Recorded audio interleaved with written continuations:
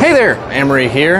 I am in a spot most people don't get to see at the Iowa State Fair, and I'm with somebody that you definitely will see. Her name is Sarah Pratt. She is the butter sculptor for the butter cow and everything that you see with the butter cow every single year, and I'm in the butter lounge. How about this? Sarah, first and foremost, happy 20 years. How does somebody become the sculptor of the butter cow? Well, I set out to be a dairy farmer, in a way. As a 14-year-old, I kind of weaseled my way into helping the Lion family with their dairy cows.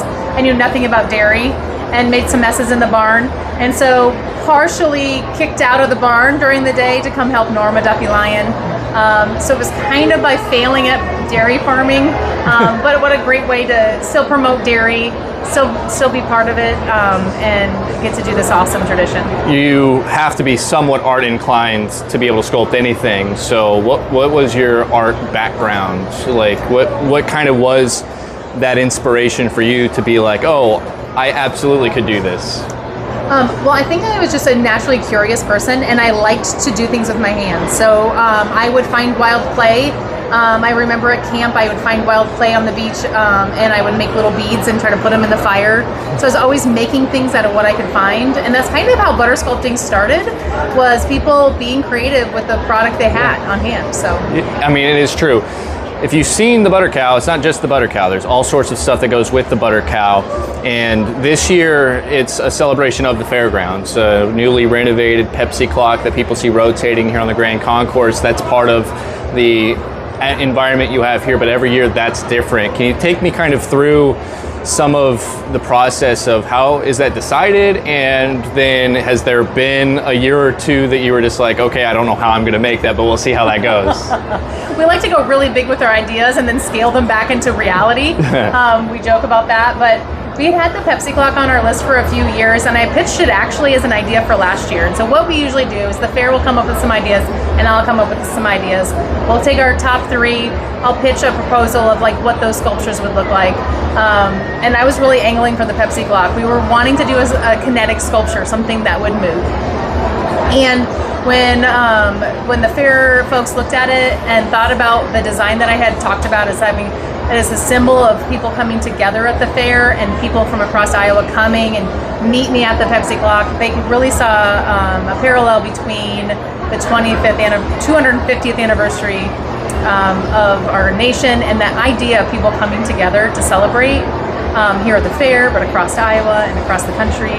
And so that started to build from that idea. So you mentioned it's kinetic. If you see it, it turns just like the Pepsi clock does on the Grand Concourse.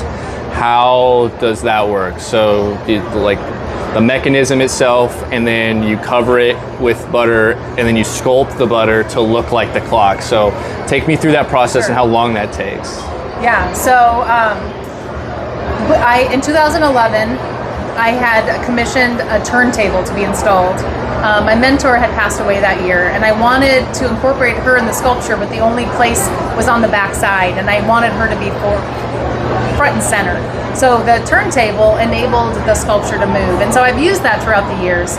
But the Pepsi clock was unique because it doesn't all turn, just the top. Yeah. So there had to be a way to use that mechanism, but to then have it hidden, the turntable hidden underneath other structures. So we installed the mechanism on the turntable, which powers the top, and then the rest is a device that's a floating floor with wheels and gears that help it allow the turntable to move but still hold the base in place.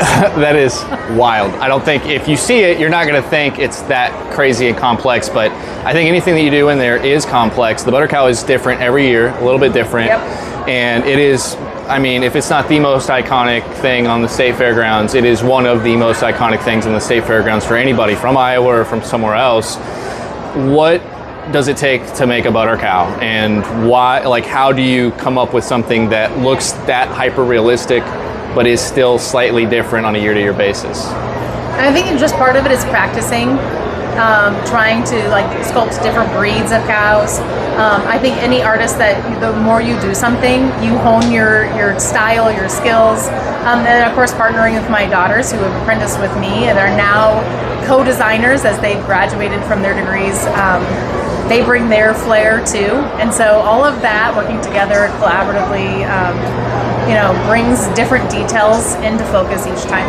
Okay, so how long does it take? How much butter do we have? What kind of timeline are you on to make sure that the butter looks great for 11 days while people are walking by it? Yeah, so it's we have about 1,300 pounds for the whole display. Okay. 600 we reserve for just the cow. We start on the last Monday of July. Okay. And then we start working basically every day, 10 to 12 hours a day. I let my kids have one day off on average, or we'll take some lighter days and some heavier days, but it's all hands on deck leading up to the fair. So I figured that each of us has put in about 200 hours on the displays. This year? Yeah. Wow. So, yeah. Okay, so 200 hours. We'll get to the daughters in a second, but I think the thing, my natural follow-up question to that is, I think it's cool that you're still doing stuff in there when the fair starts. So Yeah. I was here last week at the beginning of the fair, and I saw you and your daughters both in there working on something. Are you working on that stuff all the way up until opening day? And has there been a time, whether it's with, very specific elements that you just want to touch up, or things that, okay, I only have a week left and we really are behind on this? Has there been kind of moments where you weren't sure you were going to make it to the fair? Yeah, the timeline is always a challenge, because in anything in any creative pursuit, there are going to be hiccups, right? Mm-hmm. Things that have to be problem solved. And so sometimes there's an armature, that structure underneath that has a flaw that needs to be attended to. There could be a time where our design outstretched the butter that we had. So, for example, Sesame Street. Yeah. Grover is my favorite Muppet. Yeah. And we ran out of butter before we got to Grover. Oh, no. So we had the frame, we had everything ready to go. We had a full cooler that year. I mean, there were the Sesame Street scene was full, but Grover did not make the cut because we just simply ran out of butter, which was a little bit heartbreaking. But there's also, just in an artistic process, I feel like we could probably work on it for 3 months. Right. And so there's a little bit of when it's done, it's done. Yeah, you right? just kind of have to trust that it's done. So when you are in there and, we see the outside of it when you walk by it, what are the conditions inside of it to keep it looking the way that it does when you're done with it? The cooler, you mean? Yeah. So the cooler is 42 degrees. Okay. That's the happy medium between my tolerance and the butter's tolerance. We kind of negotiate. Butter would much rather be at 38 degrees. But what happens too, if we turn it too low, the butter can crack. So it's kind of finding that happy medium. So 42 seems to work out great. And we like to pop in every once in a while, there might be something that looks a little different, or the building just shakes a little bit with all the people that walk through.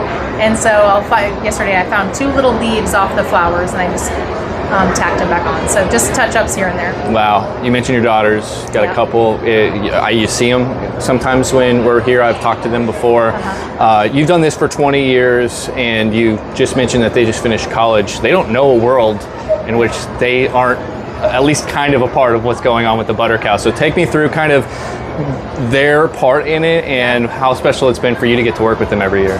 They have brought so much new life to the butter sculpting, and I love spending time with them. So it's just wonderful that they also still like spending time with me. Yeah. I feel so blessed with that. But I learned my art through apprenticeship, and so I have my mentors, my primary form of education. My degree is in teaching. And I've taken some art courses, but with Hannah and Grace having degrees in the arts, they bring another level of study to it. And so sometimes the tables are turned a little bit, and they're teaching me a new technique that they've learned. And it's just delightful. We work really well together. How cool is that? That is so awesome. So they're really a part of this. It's way too early to be talking about this with you because it feels like you could go on forever, but they have to be at some place interested in, if you wanted to hand over more butter cow duties, would they be interested in that? Absolutely. They have both said that they would like to take over someday together as partners.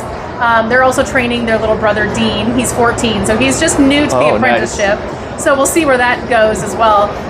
Just newly graduated from college, they also have some like dreams that they want to pursue. Of course. Hannah's costume design is what she's looking at. Awesome. And she brings so much with that field into the butter sculpting, with the way how the clothing lay and the wrinkles and the details. And so she still wants to keep doing this and also be able to like kick off her own. Sure. And so I could see, well, yeah, I'm in the second part of my tenure as the lead sculptor. They can develop what their style is going to be in their own careers, but I do hope that they'll consider taking on the lead in the next decade or so. All right, well, it's something to see. Obviously, Sarah Pratt is still going strong, 20 years now of the Sarah Pratt butter sculpture, and you can meet me at the Pepsi clock in there this year. Sarah, it's so great to see you. Thank you so much for doing this. Yeah.